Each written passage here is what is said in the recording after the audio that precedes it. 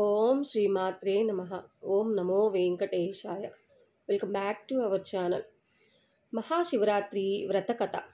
ఒకనాడు కైలాస పర్వత శిఖరముపై పార్వతీ పరమేశ్వరులు సుఖాసీనులై ఉండగా పార్వతి శివునితో అన్ని వ్రతములలోనూ ఉత్తమమగు వ్రతమును, భక్తి ముక్తి ప్రదాయకమైన దానిని తెలపమని కోరెను.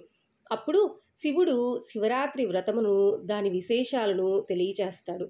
దీనిని మాఘ బహుళ చతుర్దశి నాడు ఆచరించవలనని తెలిసి కానీ తెలియక కానీ ఒకమారు చేసినను యమును నుండి తప్పించుకొని ముక్తి పొందుదురని దాని దృష్టాంతముగా ఈ క్రింది కథను వినిపించెను. ఒకప్పుడు ఒక పర్వత ప్రాంతమున హింసావృత్తి గల వ్యాధుడొకడు ఉండెను. అతడు ప్రతి ఉదయము అడవికి వేటకు వెళ్ళి సాయంత్రం ఏదైనా మృగమును చంపి తెచ్చుచు కుటుంబాన్ని పోషించేవాడు. కానీ ఒకనాడు ఉదయమున బయలుదేరి అడవి అంతా తిరిగినా ఒక్క మృగము కూడా దొరకలేదు. చీకటి పడుతున్న ఉత్త చేతులతో ఇంటికి వెళ్ళడానికి మనస్కరించక వెనుతిరిగిను. దారిలో అతనికొక తటాకము కనిపించెను. ఏవైనా మృగాలు నీరు త్రాగుట కోసం అచ్చటికి తప్పకుండా వస్తాయని వేచి ఉండి వాటిని చంపవచ్చునని ఆలోచించి దగ్గరనున్న ఒక చెట్టెక్కి తన చూపులకు అడ్డముగా ఉన్న ఆకులను కాయలను విరిచి క్రింద పడేసాగెను. చలికి శివ శివ అని వణుకుచూ విల్లు ఎక్కుపెట్టి మృగాల కోసం వేచి ఉండెను. మొదటి జామున ఒక పెంటిలేడి నీరు త్రాగుటకు అక్కడికి వచ్చును. వ్యాధుడు దానిపై బాణము విడువబోగా లేడి భయపడక, వ్యాధుడా నన్ను చంపకము అని మనుష్య వాక్కులతో ప్రార్థించును. వ్యాధుడు ఆశ్చర్యపడి మనుష్యుల వలె మాట్లాడు నీ సంగతి తెలుపమని కోరెను.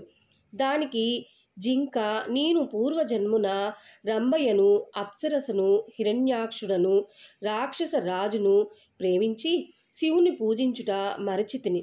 దానికి రుద్రుడు కోపించి, కామాతురయైన నీవు నీ ప్రియుడును జింకలుగా 12 ఏళ్లు గడిపి ఒక వ్యాధుడు బాణముతో చంపనుండగా శాప విముక్తిలోదురని సెలవిచ్చెను. నేను గర్భిణీని, అవధ్యను కనుక నన్ను వదులుము. మరొక పెంటి జింక ఇచ్చడికి వచ్చును. అది బాగుగా బలిసినది కావున దానిని చంపుము. లేనిచో నేను వసతికి వెళ్ళి ప్రసవించి శిశువుని బంధువులకు అప్పగించి తిరిగి వస్తాను అని అతన్ని ఒప్పించి వెళ్ళెను. రెండవ జామున గడిచెను.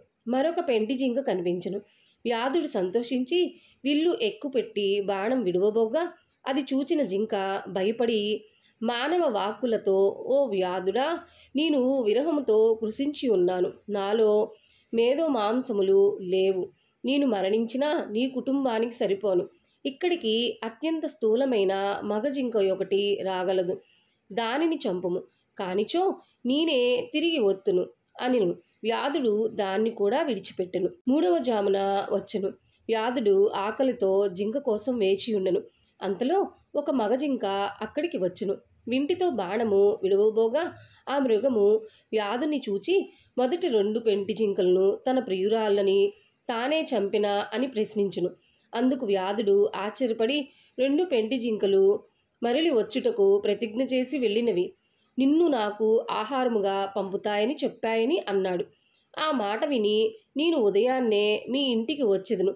నా భార్య ఋతుమతి, ఆమెతో గడిపి బంధుమిత్రులు అనుజ్ఞ పొంది మరలి వత్తును అని ప్రమాణము చేసి వెళ్ళెను. ఇట్లు 4 జాములు గడిచిన సూర్యోదయం సమయంలో వ్యాధుడు జింకల కొరకు ఎదురు చూచుచుండెను. కొంతసేపటికి ఆ 4 జింకలను వచ్చి నన్నే మొదట చంపమని అనుచు వ్యాధుని ఎదుట మోకరిల్లెను. అతడు మృగములు సత్యనిష్టకు ఆశ్చర్యపడును. వానిని చంపుటకు అతనికి మనసు ఒప్పలేదు. తన హింసావృత్తిపై జుగుప్సు కలిగిను. ఓ మృగములారా, మీ నివాసములకు వెళ్ళుము. నాకు మాంసము అక్కరలేదు. మృగములను బెదిరించుట, బంధించుట, చంపుట పాపము. కుటుంబము కొరకు ఇక నేను ఏ పాపము చేయను. ధర్మములకు దయామూలము, దమయు సత్యఫలము. నీవు నాకు గురువు, ఉపదేష్టువు. కుటుంబ సమేతముగా నీవు వెళ్ళుము. నేనిక సత్యధర్మము ఆశ్రయించి అస్త్రములను హరిఓం వదిలిపెట్టెదను అని చెప్పి ధనుర్బాణములను పారవేసి మృగములకు ప్రదక్షిణ మాచరించి నమస్కరించును. అంతలో ఆకాశమున దేవదుందుబులు మ్రోగిను, పుష్పవృష్టి కురిసెను. దేవదూతలు మనోహరముగా విమానము తెచ్చి ఇట్లనిరు: ఓ మహానుభావ, శివరాత్రి ప్రభావమున నీ పాతకము క్షీణించినది. ఉపవాసము జాగరమును జరిపితివి. తెలియకయే యామమునను పూజించితివి. నీవెక్కినది బిల్వవృక్షము. దాని క్రింద స్వయంభూ లింగమొకటి గుబురులో మరుగుపడి ఉన్నది. నీవు తెలియకే బిల్వపత్రములు త్రుంచివేసి శివలింగాన్ని పూజించితివి. సశరీరముగా స్వర్గమునకు వెళ్ళుము. మృగరాజా, నీవు సకుటుంబముగా నక్షత్ర పదము పొందుము. ఈ కథ వినిపించిన పిదప పరమేశ్వరుడు పార్వతితో ఇట్లనెను: దేవి, ఆ మృగ కుటుంబమే ఆకాశమున కనిపించు మృగశిరా నక్షత్రము. 3 నక్షత్రముల్లో ముందున్న 2 జింక పిల్లలు, వెనకనున్న 3వది మృగి. ఈ మూడింటిని మృగశీర్ష మందురు. వాని వెనక నుండు నక్షత్రముల్లో ఉజ్వలమైనది లుబ్ధుగా నక్షత్రము.